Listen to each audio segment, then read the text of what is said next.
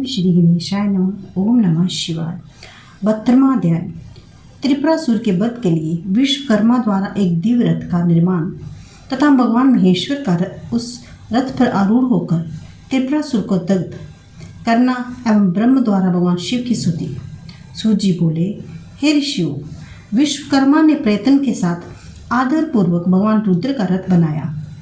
वे सर्वलोकमय, दिव्य, सर्वभूतमय, सभी देवताओं से नमस्कृत, सभी देवताओं युक्त, स्वर्णमय तथा सबके अनुकूल था। उसका दाहिना चक्कर सूर्य एवं बायां चक्कर चंद्रमा थे। दाहिना चक्कर 12 आरों वाला तथा बायां चक्कर 16 आरों वाला था। हे विपेंद्रो, हे सुवर्तो, दाहिने चक्कर के उन अरों में 12 आदित्य थे और बाएं चक्कर के 16 अरों में चंद्रमा की 16 कलाएं थी। हे मुनिश्रेष्ठ, नक्षत्रगण उस बाएं चक्कर के भूषण थे और 6 ऋतुएं उन दोनों चक्रों की नेनियां थी। आकाश ईशत था और मंदर पर्वत रथ का सारथी स्थान था। अस्ताचल तथा उदयाचल उसके दोनों स्तंभ कहे गए हैं। महामेरु उसका अधिष्ठान मुख्य स्थान था और केसर पर्वत मेरु का आश्रय देने वाले थे। संवत्सर उसका वेग था। दोनों अयन, उत्तरायण, दक्षिणायन उसके चक्र संगम थे। मुहूर्त उस रथ के बंदूर और कलाएं उसकी शम्या कही गई हैं। काष्ठाएं उसकी नासिका तथा खन उसके अक्षदंड कहे गए हैं। निमेष इस रथ के अनुकर्ष नीचे का तट तथा लव निमेष से छोटा समय इसकी ईशा कहे गए हैं। अंतरिक्ष इस रथ का वारुत कवच था। स्वर्ग तथा मोक्ष इस रथ के दोनों ध्वज थे। धर्म तथा विराग इसके दंड थे। यज्ञ इस दंड को आश्रय देने वाला कहे गए हैं। दक्षिणाएं उस रथ की संधियां थी। 50 अग्नियां उसके कीले थी। धर्म तथा काम ये दोनों उसकी जुओं के सिरे कहे गए हैं। अव्यक्त तत्व उसका ईशा दंड था तथा बुद्धि उसका नडवल, अक्ष को सिंगित बनाने द्रव्य का पात्र थी। अहंकार उसका कोण था। 5 महाभूतों का उसका बल बताया गया है।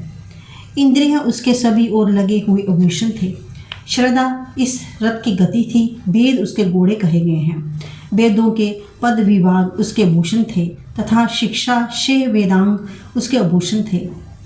हे सुवर्तो, पुराण, न्याय, मीमांसा तथा धर्मशास्त्र इसके बालाश्रय पट थे जो सभी लक्षणों से युक्त थे।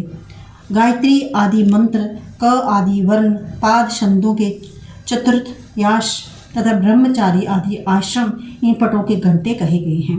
1000 फनों से विभूषित शेषनाग उसके बंधु रज्जु थे।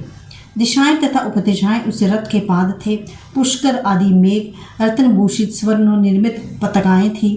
चारों समुद्र उस रथ के ब्रह्म कंबल कहे गए हैं। गंगा आदि सभी श्रेष्ठ नदियां समस्त आभूषणों से अलंकृत होकर हाथों के अग्रभाग में चामर धारण किए हुए स्त्री रूप में सुशोभित हुई। जहाँ जहाँ अपना स्थान बनाकर रथ को सुशोभित कर रही थी।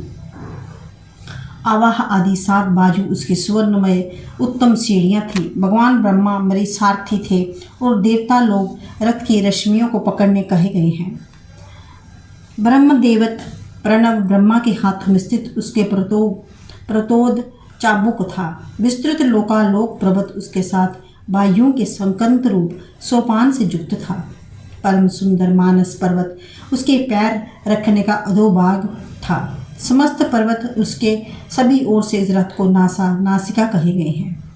7 तल उस रथ के मज्जन थे। उन तलों में रहने वाले सभी लोग कुपोत पक्षी के समान थे।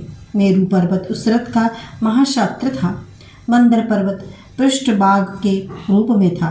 शैलराज धनुष थे और स्वयं भुजंगपति कालरात्रि इंद्रधनुष के साथ धनुष की डोरी थे।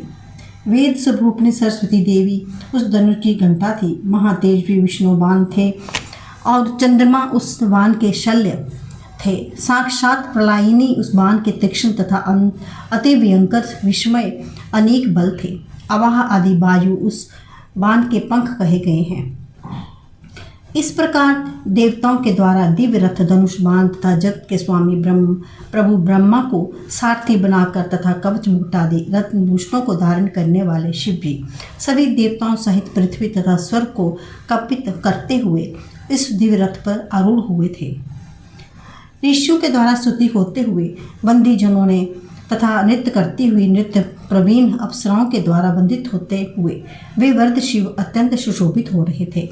सारथियों की ओर देखकर लोग संभ्रमित कल्पित रथ पर उनके आरूढ़ होते हुए वेद संभूत घोड़े सिर के बल भूमि पर गिर पड़े। तदंतर वृषेंद्र का रूप धारण किए हुए भगवान विशेष ने उस रथ को नीचे से उठाकर क्षण भर में स्थापित करना चाहा, किंतु वे वृषेंद्र भी एक क्षण के लिए बाद घुटनों के बल पृथ्वी गिर पड़े। तब हाथ में लगाम पकड़े हुए सर्वव्यापी भगवान ब्रह्मा शिव के आदेश से घोड़ों को उत्साहित करके उस शुभ रथ को स्थापित कर दिया और उन्होंने मन में वायु के समान वेग वाले घोड़ों को साहसी दानवों के आकाश स्थित पुरों को उद्देश्य करके प्रेरित किया।